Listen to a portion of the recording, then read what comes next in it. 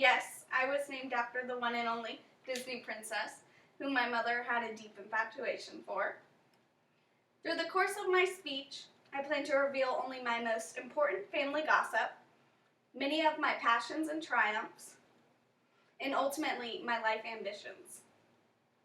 Starting with the juicy stuff. If I'm to be quite honest, my family consists of bowling.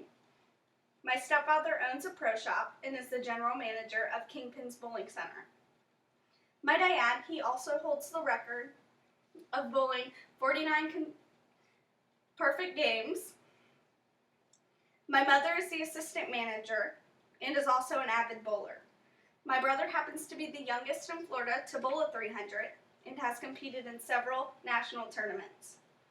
My boyfriend actually bowled his first, and only, might I add, 300 against my mother. They both have been honored to conclude their high series with a 795.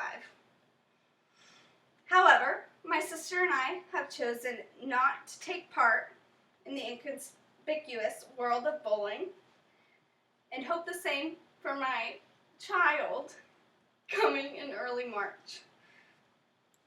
And for those who haven't already guessed, I too base my employment out of Kingpin's Bowling Center. This leads me to my second topic, my passions and accomplishments. I have a passion to help people, even if they don't want to be helped. I have traveled to many countries with the intentions of relieving the locals from their distress and needs. To give some insight, I have been through the tents of Haiti, the ditches of Mexico, and the mountains of Nicaragua. I plan to navigate through many other places in the future in order to accomplish what others don't see fit. Although through the hardships, I have had the honor of seeing an active volcano, the Grand Canyon, the Hoover Dam, the sunrise over the Gulf, and so much more. I hope to continue and emphasize my passion for traveling and geography through my future. Also, I love to read and write. My appreciation for literature is outstanding, and I hope to bring the enjoyment I receive from it to many of my own students one day. Leading me to announce my passion for education and my hope to never stop attending school. My understanding is that many people don't comprehend the privilege they have of receiving an education. On a side note, I have had an allegiance to the band Journey and plan to name my daughter after them. Lastly, I want to take the time to inform you of my life goals. There are so many things that I want to accomplish and hope to.